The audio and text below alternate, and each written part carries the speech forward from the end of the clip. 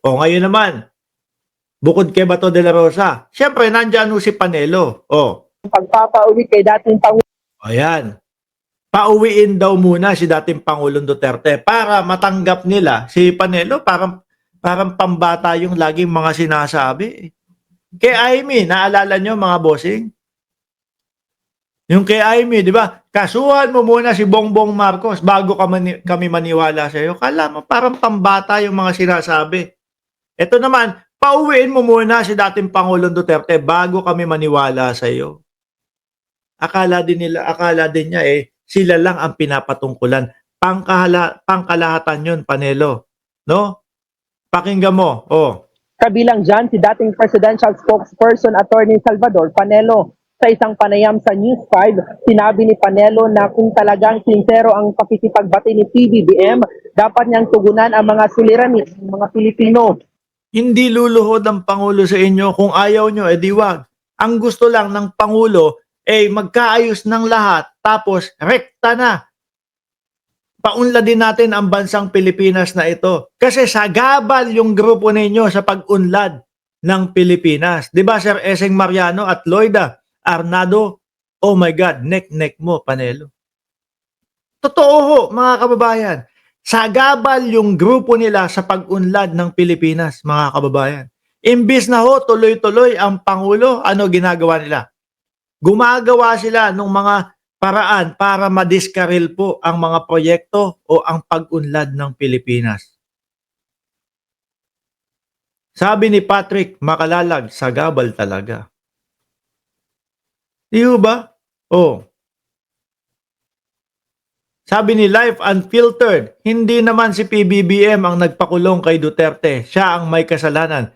Kaya naaresto. Tsaka 2017 pa ho yun. 2017 pa ho yun, mga kababayan. Natawa nga ako sa kanila Ang banat nila inano daw, tinrider daw ng ating Pangulo. Si Duterte. Yung dating Pangulo. Tinrider kayo, banat ng banat dyan kay Pangulong Bongbong Marcos. Hindi nga kumikibo yung tao Di ba? Kami nga ho na sumusuporta sa kanya, naiinis na sa kanya Ano ba naman si Presidente? Hindi pa pagbigyan itong mga ito. No? Hindi pa gawa ng action itong mga ito. Grabe na yung mga paninira nila. Mga walang ebidensya. Oh, kami na yung naiinis. Di ho ba? No. Diniderail nila si PBBM para magmukhang ewan sa tao. Yun kasi ang gusto nilang maging muka ni PBBM sa mamamayang Pilipino. Yung magmukhang wala, failed itong presidente na ito.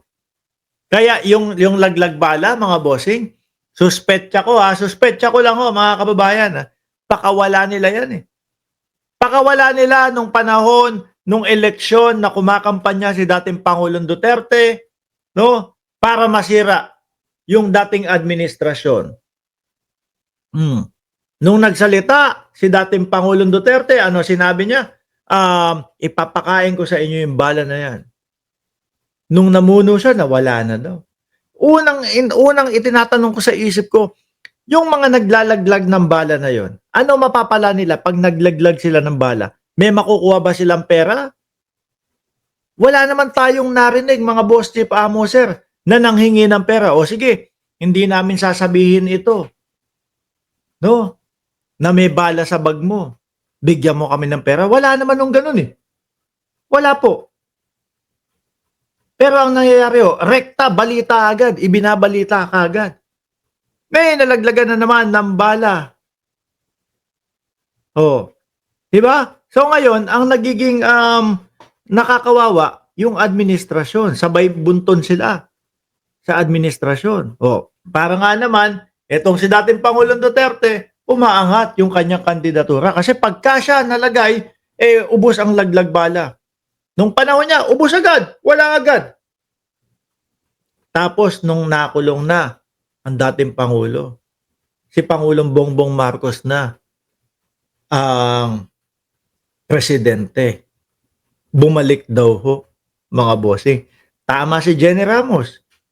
Mismong ang dating Pangulong Duterte, siya mismo ang nagsabi. Nagtatanim sila ng mga ebidensya. Hindi po ba?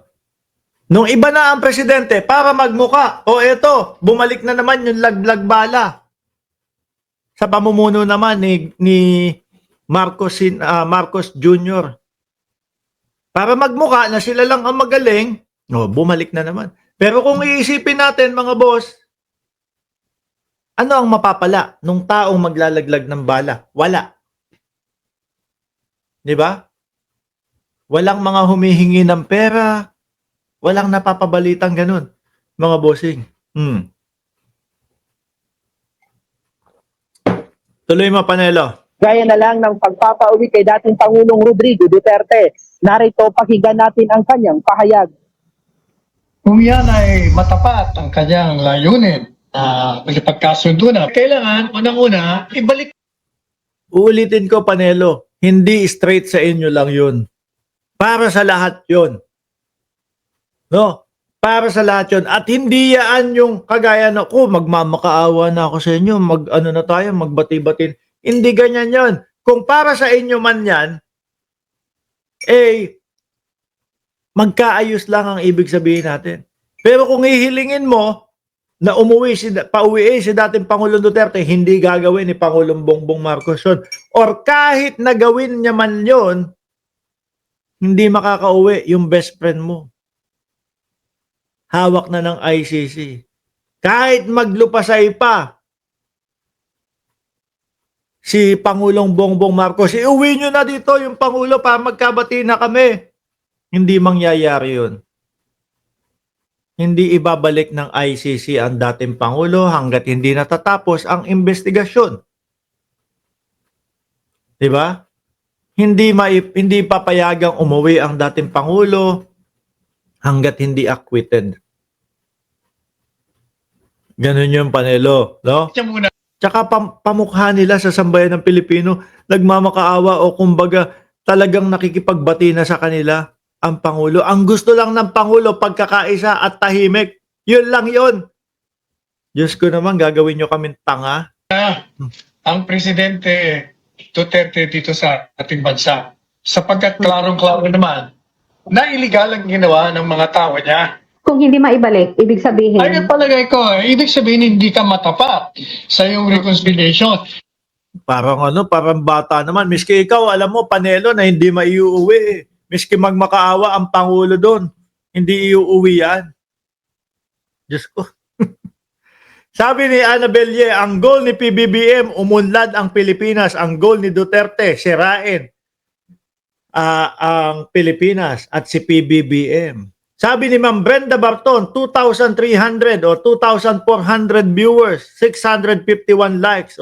Pindutin nyo daw yung like, sabi ni Ma'am Brenda Barton. Salamat po. Sir Mark, sobrang durog at pambabalahura sa ating presidente. Marinig mo lang si Banat Boy, no? Sa Banat Boy, sa sobrang nakakaawa ang presidente, lahat ng nangyayari isinisisi sa kanya. Sana God will make a way. Alam din ho ng taong bayan yan. Alam din ho ng taong bayan yan, mga bossing.